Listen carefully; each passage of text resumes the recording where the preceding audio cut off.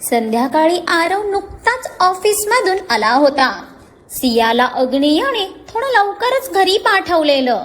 तिचा पूर्ण ऑफिसमधला साडी तलावावर त्याच्या गळ्याखाली उतरणं अगदी जड होऊन बसलेलं. त्यात तो तिला काही बोलून दुखवूही शकत नव्हता. नाहीतर आत्ता तिला साडी चेंज करायला लावायलाही त्याला जास्त टाइम लागला नसता. पण त्यानंतर मॅडमने जे त्याचं केबिन डोक्यावर घेतलं असतं ते हँडल करणं त्यालाही सहज शक्य झालं नसतं. आणि तिला कोणत्याच गोष्टीत त्याला रोकटोक करणं जमणारही नव्हतं. तिने तिला हवे तसं जगावं या स्पष्ट विचारांचा होता तो. म्हणूनच त्याने त्याच्या या नाजूक जीवाला निवांत मेन्शनवर रवाना केलेलं. कारण ती गेल्याशिवाय त्याला कामात कॉन्सन्ट्रेटही करता येत नव्हतं.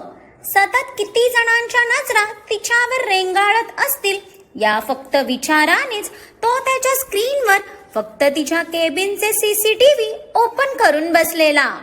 पण त्याचं पाखरू मात्र प्रामाणिकपणे त्याचं काम करत बसलं होतं. तिला असं कामात मग्न बघूनही त्याला तिच्यावर किती ते प्रेम आलं. इकडे आरव फ्रेश होऊन बाहेर यायला त्याचा बेडवर ठेवलेला फोन जोर जोरात रडायला लागला. तसं त्याने टी शर्ट चढवत काहीच वैतागतच फोनवर नजर टाकली. कारण आज तो ऑलरेडी खूप दमला होता. म्हणून ऑफिसमधून फोन असेल त्या विचाराने आधीच चिडचिड झाली त्याची. पण त्यावरचं नाव बघून मात्र त्याच्या कपाळावर आट्यांचं जाळच पसरलं. आधी ज्या नावाला बघून त्याच्या ओठांवर भली मोठी स्माईल यायची, आता त्याच नावाला बघून इरिटेट व्हायला लागलेला तो. पण आता त्याला हा फोन उचलणं भाग होतं. कारण कालपासून ती त्याला कंटिन्यू कॉल आणि मेसेजेस करत होती. आणि त्यानेही तिला बोलण्याचं प्रॉमिस केलेलं आठवून त्याने कपाळावर बोट घासत दीर्घ श्वास घेतला. आणि जीवावर उदार होऊन का असेना पण तो फोन उचलला. हॅलो आरू बेबी. पलीकडून श्रीजाचा रडवेला आवाज कानावर पडताच इथे आरवलाही एक क्षण वाईट वाटलं. काय करणार, राग आणि लोभ भलेही त्याने त्याच्या भाईचा घेतलेला, पण स्वभाव मात्र सुवर्णासारखा हळवा होता त्याचा. अग्नेयसारखा तो कधीच प्रॅक्टिकल विचार करायचा नाही. मुळात त्याला ते जमायचंच नाही. म्हणून तर त्याला कोणीही वेड्यात काढून जायचं ना. त्याच्या ह्याच हळव्या स्वभावाचा सगळ्यात जास्त फायदा तर श्रीजा घ्यायची. त्याने बेडवर बसत तसाच हुंकार भरत डोळे मिटले. श्रीजासोबत मागच्या 2 वर्षाचा बॉन्ड होता त्याचा. म्हणून कुठेतरी त्याच्या हृदयात तिच्यासाठी थोडीफार का असेना जागा तर होती. पण म्हणून त्यांच्या नात्याला प्रेम तर बोलता येणार नव्हतं. बट ते ह्या वेड्याला कोण समजवणार ना. आरू बेबी, तू मला कॉल करणार होता ना. 2 डेज झाले मी वेड्यासारखी तुझ्या फोनची वाट पाहत बसलीये. त्या दिवशी मी भाईला जे बोलली त्याचा अजूनही तू राग धरून बसला आहेस का. मी सॉरी बोलली ना तुला. अरे रागात निघून गेलं माझ्या तोंडून ते. पण तेही तुझ्या प्रेमापोटीच ना. प्लीज एकदा जे झालं ते विसरून आपण नवीन सुरुवात करू ना. यू ऑल्सो नो दॅट मी तुझ्याशिवाय नाही राहू शकत. आरवने फक्त हुंकार भरायला उशीर की पलीकडून श्रीजाचं कंटिन्यू रडगाणं सुरू झालं. त्या बाईने तर श्वास घ्यायलाही स्वतःला उसंत दिली नाही. तिला काहीही करून आरव सोबतचे तिचे रिलेशन सुधरवायचे होते. ती आरवला कोणत्याही किमतीत गमावू शकत नव्हती. श्रीजा प्लीज, मला त्या टॉपिकवर आता काही एक बोलायचं नाही आहे. मला थोडा वेळ तरी दे ना यार. तू काहीही बोलणार आणि मी लगेच सगळं विसरून नव्याने पुढे जायचं असं तर होणार नाही ना. परत तिच्या तोंडून अग्नेयचं नाव येताच आत्ताही आरवच्या डोक्यात तिडीक गेली. ती त्याच्या भाईबद्दल किती चुकीचं बोललेली ते आठवूनच त्याचं रक्त खवळत होतं. म्हणूनच तर त्याला त्या दिवसावरून तिच्याकडून कसलंच एक्सप्लेनेशन नको होतं. मुळात सध्या त्याला त्या टॉपिकवर बोलायची इच्छाच नव्हती. ओके ठीक आहे, आय एम सॉरी. आपण त्या टॉपिकवर नको बोलायला, पण निदान माझा व्हिडिओ कॉल तरी रिसीव कर ना. मला किमान तुला बघू तर दे. श्रीजा अगदी रडवेली होत त्याला काकुळतीने विनवत बोलली. त्याच्या परत मर्जी विरुद्ध वागून तिला त्याचा जास्तीचा राग ओढून घ्यायचा नव्हता. तिच्या रडण्याने शेवटी हताश होऊन आरवने तिचा फोन कट करून तिला व्हिडिओ कॉल कनेक्ट केला. तिच्याशी 2 मिनिट बोलून त्याला लगेच फोन ठेवायचा होता. सध्या श्रीजा आणि त्याच्या नात्यावर त्याला विचार करणं गरजेचं वाटत होतं. पलीकडून श्रीजाने फोन उचलायला इथे आरवचं लक्ष हातात कॉफी कप घेऊन दारात उभ्या असलेल्या नित्यावर गेलं आणि तो तिला समोर बघून एक क्षण गोंधळूनच गेला. इकडे श्रीजाला माहित होतं त्याने तिच्याकडे बघितल्यावर तो नक्कीच मेनासारखा विरघळणार, म्हणून तर त्याला व्हिडिओ कॉलसाठी बोललेली ती, जेणेकरून डोळ्यात लिटरभर ग्लिसरीन टाकून ती त्याला इमोशनली ब्लॅकमेल करू शकेल. आणि त्याचं मन होतच तसं की तो तिच्या जाळ्यात लगेच अडकायचाही. पण हे काय, या नवाबांचं तर तिच्याकडे लक्षच नव्हतं. तो तर दारात उभ्या नित्याकडेच भुवई उंचावून बघत होता. तिच्या चेहऱ्यावरची नाराजी त्याच्या नजरेतूनही सुटली नाही, पण त्या नाराजीचं कारण मात्र तो तिच्या त्या अबोल पण तितक्याच खोल डोळ्यात शोधण्याचा प्रयत्न करत होता. आरू बेबी, इकडे श्रीजा त्याला आवाज देत होती. तिचा आवाजही त्याच्या कानावर पडत होता, पण त्याची नजर मात्र नित्यावरून हटत नव्हती. जणू तिच्या नजरेत उत्तर शोधूनच राहणार होता तो. हे मामीने तुझ्यासाठी कॉफी पाठवलेली. नित्याला त्याची तिच्यावर अडकलेली नजर अगदीच असह्य झाली आणि तिने पटकन पुढे होऊन त्याचा कॉफी कप बेडच्या बाजूच्या टेबलवर ठेवला आणि ती तिथून लागोलाग जायला लागली. पण नित्याचा आवाज ऐकून इथे श्रीजाचा चेहरा मात्र रागाने लाल झाला ना. हिला ही आत्ताच मरायचं होतं का? श्रीजाचा राग अक्षरशः आता तिच्या चेहऱ्यावर उतरलेला. एकतर किती मुश्किलीने ती आरवला फासण्याचा परत प्रयत्न करत होती, पण आता नित्याच्या येण्याने तिचे फासेच उलटे पडले.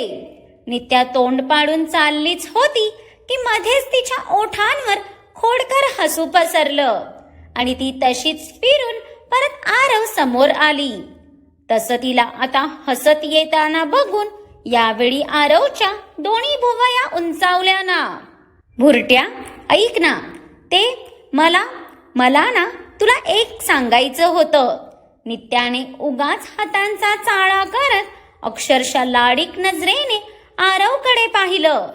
तसे त्याचे डोळे ताठ होऊन त्याच्या घशाला कोरडच पडली. या बयेची ही अदा अक्षरशः त्याच्या मेंदूला झणकारून गेलेली. काय सांगायचं होतं? त्याला तर जणू भीतीने त्याचा कंठच घशात अडकल्यासारखं वाटत होतं. आरू बेबी, अरे मी इथे आहे. आरवला नित्याला रिप्लाय देताना बघून श्रीजाला तर आता काय करू आणि काय नको असं झालं. रागाने अक्षरशः श्वास फुलला होता तिचा. ते म्हणजे मला लाज वाटते बाबा. नित्याने अशी काय लाजण्याची ऍक्टिंग केली की आरवच्या कंठाला बाजूला ढकलून आता त्याच्या किडण्यास टनाटन करत घशात आल्या ना. म्हणजे तिचं लाजणंच होतच इतकं भयानक की त्या लेकराच्या सर्वांगाला घाम फुटला. ए बाई, काय होतंय तुला? म्हणजे हे लाजून तुला माझा जीव घ्यायचा आहे का? त्याला तर या नौटंकीला लाजताना बघूनच अटॅक येता राहिला. त्याने तर घाबरून हृदयावर हातच ठेवलेला. पण इथे नित्याचं लाजणं काही केल्या कमी होत नव्हतं. आरव, त्यात आत्ताही तिचं उगाच त्याचं नाव खेचणं इथे त्याचा होता नव्हता तो पूर्ण जीव घेऊन गेलं ना. पण आता पलीकडे असणारी श्रीजा मात्र रडायचीच बाकी राहिलेली. आरवच्या चेहऱ्यावरची ही ओढ, तळमळ आणि बेचैनी तीही आज पहिल्यांदाच पाहत असल्याने तिला काय आणि कसं रिॲक्ट करायचं तेच कळेना. पण आता नित्याचा ऐकण्यासाठी त्याचा जीव अधीर झालेला तसं आपलं ऐकण्यासाठी झालेला तिला आठवतही नव्हतं. आरव शेवटी त्याची ती नित्यावरची नजर बघून इथे श्रीजा जवळ त्याच्यावर जोरात ओरडलीच. तेव्हा कुठे जाऊन आरव धाडकन भानावर आला. पण श्रीजाच्या ओरडण्यावर इथे आरव बाबा संतापले ना. अगं ये बावळट, बोंबलत का आहेस? आधीच ही इथे भैसाटलीये. हिचं वागणं माझ्या मेंदूच्या 4 मजले वरून चाललंय. त्यात तिथे तू बिथरलीये. तुला तर काही बोलणं व्यर्थच आहे. तुम्हा दोघींनाही काशी घालायला आज मीच भेटलोय का? आरवने परत त्याचं रौद्र अवतार घेताच इथे श्रीजाचा आवाजच घशात गेला. पण आपल्याला जे करायचं ते साध्य झालंय बघून नित्याला मनोमन काय तो आनंद झाला. जणू त्या दोघांची भांडणं लावायलाच या मॅडम परत फिरलेल्या. ती आता आरवच्या ओरडण्यावर उगाचा राग दाखवून पाणीला झटका देऊन सरळ तिथून जाऊ लागली. अगं ए, तुला काही सांगायचं होतं ना? तिला आता बाहेर पडताना बघून आरवच्या हृदयात हलचल झाली आणि तो पटकन उठून उभा राहिला. अरे, तुझ्या मते तर मी भैसाटलीये ना? मग तुला सांगून तरी काय उपयोग आहे? त्यापेक्षा मी माझ्या फ्रेंड कुणालला सांगते. तो नेहमीच माझं सगळं शांततेत ऐकून घेतो. तुझ्या तल्या आगाऊ मुंगुसासारखा भस्कन अंगावर नाही येत. नित्या दरवाजातून ओरडून बोलत बाहेर पडली. नित्या, तिच्या तोंडून त्या कुणालचं नाव ऐकून इथे आरवच्या कपाळावरची शीर टम्म फुगून वर आली. तो त्याचा चालू फोन बेडवर आपटून तिच्या मागे आलाच होता की तोच मॅडमने आधीच तिच्या रूमचं दार लावून घेतलं. Nitya, you idiot, open the door right now. Aarav जोरात तिच्या डोअरवर थाप मारत बोलला. रागाने अक्षरशः श्वास भरला होता त्याचा. अजिबात नाही. तू जा बरं इथून. मला आता माझ्या फ्रेंडशी बोलायचं आहे. त्याच्याशी बोलताना मला कुठलाच डिस्टर्बन्स नको आहे. नित्या कसं बस तिचं हसू दाबून आतूनच त्याला अजून डिवचते. तू आता फक्त समोर ये माझ्या. नाही तुझा गळा दाबला ना मी, तर माझं ही नाव आरव अग्निहोत्री नाही. आरव रागातच तिच्या दरवाजावर लाथ मारून निघून तर गेला. पण इकडे आता नित्या मात्र जोरात हसत होती. श्रीजाची लावून तिला काय तो परमानंद भेटलेला हे तर तिलाच माहीत. जाना, आता झोपताना साडी कोण घालतं यार? सियाला आता झोपताना क्लोजेट मधून दुसरी साडी चेंज करून आलेली बघून अग्नेयने काहीस चिडतच तिच्याकडे पाहिलं. सामान्य जनता रात्री झोपताना नाईट ड्रेस घालायची. तिथे ही बाई मगाशची साडी चेंज करून सिल्कची साधी साडी घालून आलेली, जी तिच्या अंगाला जरा जास्तीची चिकटली होती. आणि ती हे सगळं का करतीये त्याला चांगलंच कळत होतं. पण तिच्या नाजूक तब्येतीकडे बघून फक्त 2 दिवस थांबण्याचा विचार होता त्याचा. पण ही बाई त्याला 2 सेकंद तरी थांबू देत होती का? अक्षरशः भयंकररित्या अंत पाहत होती ती त्याचा. शरीरात त्याच्या इतकी गरमी वाढलेली की त्याला स्वतःला सगळं काही असह्य झालेलं. जाना, बच्चा, काय करू मी तुझं? मला कळतीये तुझी तडफड, पण तुझं नाजूक शरीर माझा आवेग सहन नाही करू शकत हे का कळत नाही आहे तुला? मला तुझ्या शरीरापेक्षा तू जास्त इम्पॉर्टंट आहेस प्रिन्सेस. तिच्या प्रेमासमोर अग्नीला अगदीच हतबल झाल्यासारखं वाटत होतं. तिच्यासाठी किती बदलला होता तो. जी गोष्ट त्याच्या स्वतःसाठी ॲडिक्शन होती, त्या गोष्टीलाही तिच्याकडे बघून मागे टाकायला तयार झालेला तो. खरंच त्याचं प्रेम ओळखणं कोणानेच शक्य नव्हतं. मी घालते ना. आता मी काय घालायचं आणि काय नाही हेही तुम्ही ठरवणार का? निदान त्यात तरी व्यक्ती स्वातंत्र्य आहे की नाही मला? त्याने साडीवरून टोकताच तिने केसांची वेणी सोडत रागातच आरशातून त्याच्यावर नजर टाकली. तसं तिला चिडलेलं बघून तो काहीसा शांत झाला. अहो, तुम्हाला का कळत नाही मला तुम्ही हवे आहात ते? प्लीज घ्या ना मला जवळ. तुमच्यात आणि माझ्यात मला कोणतंच बंधन नको आहे. सियाच्या रागामागची वेदना तिच्या राक्षसाला समजणार नाही असं होणार होतं का? भलेही आता ती मनातच बोललेली, पण तिची ती आर्तसाद त्याच्या हृदयाला भेदून गेली. प्रिन्सेस, तुझ्याकडे इतके नाईट ड्रेस आहेत, तरी तुला साडीच का घालून झोपायची आहे बाळा? तू उगाच अनकम्फर्टेबल होशील म्हणून म्हटलं ना मी. तिचं मन समजत असूनही तिला पुन्हा एकदा प्रेमाने समजवू पाहतो तो. म्हणजे काय नवल ना, जो जगासमोर दी ग्रेट अग्नेय आहे, ज्याच्या निर्दयीपणाची कोणी साधी कल्पनाच करू शकत नाही. इतकंच काय, ज्याला कोणासमोर झुकणंच काय तर उभा राहणंही पसंत नाही, तो आपल्या प्रिन्सेस समोर मात्र हसत हसत वाकायला कायम तयार असायचा. खरंच या वेड्या सियाला त्याचं प्रेम कधी कळू तरी शकेल का? मी काही अनकम्फर्टेबल होत नाही आहे, आणि झाली तरी तो माझा प्रश्न, त्याचा तुम्ही नका लोड घेऊ. Good night. सिया तशीच तणतणत बेडवर येऊन ब्लँकेट घेऊन सरळ आडवी झाली. या रसहीन माणसाशी तिला काही एक बोलायचं नव्हतं. त्याने तिला दुपारी सांगितलेलं रात्री बोलूया म्हणून, पण तो आत्ताही विषय काढायला तयार नाही बघून तिला त्याचा इतका राग आलेला की बाकी त्याच्याशी आता काही बोलण्यात तिला इंटरेस्टच नव्हता.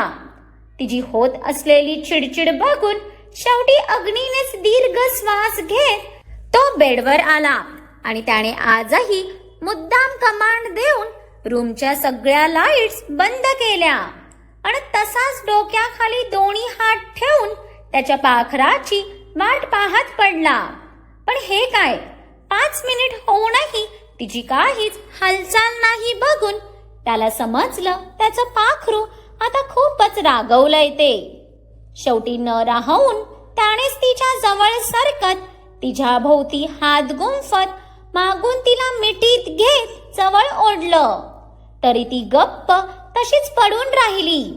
त्याच्या या बडबड्या पाखराची शांतता खरंच जीवघेणी होती त्याच्यासाठी. अहो, तुम्हाला मी आता आवडत नाही का? पण अचानक तिच्या तोंडून आलेल्या त्या हळव्या प्रश्नाने इथे अग्नेयाच्या हृदयावर जणू घावच झाला आणि त्याने झटक्यातच तिला स्वतःकडे वळवत रूम मधल्या डीम लाईट लावल्या, ज्याने तिच्या डोळ्यातून अखंड बरसणारे मोती बरोबर दिसले त्याला. ते बघून जणू त्याचं हृदय वेदनेने अक्षरशः पिळवटून निघालं. त्याच्या प्रेमासाठी स्वतःला किती तो त्रास करून घेत होती ती. क्षणभरासाठी तर त्याचाच कंठ भरून आला, पण कमजोर पडून त्याला चालणार नव्हतं. जाना, राजा कोणत्याही गोष्टीसाठी का रडतीये बाळा? तिला कसं समजावू आता त्याला काहीच कळत नव्हतं. तो तिचे डोळे पुसत एकटक तिच्याकडे प्रेमाने बघत होता. तिच्यावर बेधुंद होऊन प्रेम करण्यापासून त्याने स्वतःला कसं रोखलेलं हे तर त्यालाच माहीत. अहो, सांगा ना, तुम्हाला आता मी आवडत नाही का? तो काहीच बोलत नाही बघून सियाने ह्यावेळी काहीशा रागातच त्याची कॉलर पकडून त्याला जवळ ओढलं. तसा त्याचा चेहरा तिच्या चेहऱ्याजवळ आला. पण जर तिच्या जागी समोर कोणी दुसरं असतं तर त्याची कॉलर पकडणाऱ्याचे हात काढूनच त्याने त्याच्या हातात दिले असते. पण समोर त्याची जाना होती. तिला प्रत्येक गोष्ट माफ होती. प्रिन्सेस, तुला खरंच हा प्रश्न पडलाय? त्याने तिच्या प्रश्नाकडे दुर्लक्ष करत तिलाच प्रतिप्रश्न केला. पण ह्यावेळी त्याचा आवाज काहीसा रुक्ष होऊन त्याची ती भेदक नजर तिच्या नजरेच्या थेट आरपार गेलेली. त्यात त्याच्या कपाळावरच्या ताठ झालेल्या शिरा बघून तिला त्याच्या रागाची भीतीच वाटली. पण आज तिला त्याच्याकडून उत्तर हवेच होतं. तिच्या डोक्यात आलेल्या या प्रश्नानेच त्याला खरं तर राग आलेला. तिला त्याचं प्रेम अजूनही समजू नये या विचारानेच काहीस त्याचं हृदय दुखावलं होतं. का पडू नये हा प्रश्न मला? अहो, आपलं लग्न झालं आहे तरी तुम्ही माझ्या जवळ यायला 100 वेळा विचार करताय. मग का पडणार नाही हा प्रश्न मला? बोला ना, का असं वागताय? मी आता तुमच्या योग्यतेची नाही वाटत का तुम्हाला? तिच्या शेवटच्या वाक्यावर अग्नेयचे डोळे रागाने लालच झाले. ती रागात सध्या काय बोलतीये हे तिलाच कळत नव्हतं. पण ती तिची योग्यता काढत होती हे त्याला कसं सहन होणार होतं ना? तिला रागात आपण चुकून हट करू या विचाराने तो तिथून उठून जाणार की ती त्याची कॉलर अजून घट्ट पकडून त्याचा चेहरा अजूनच तिच्या जवळ आणते. त्याचं उत्तर हवे होतं तिला, कारण त्याच्यापासून लांब राहणं तिला स्वतःला जमत नव्हतं आणि तो आहे की तिला जवळ घ्यायला मागत नव्हता. म्हणून आता नको ते विचार तिच्या डोक्यात यायला लागलेले. जाना, leave me, otherwise I hurt you.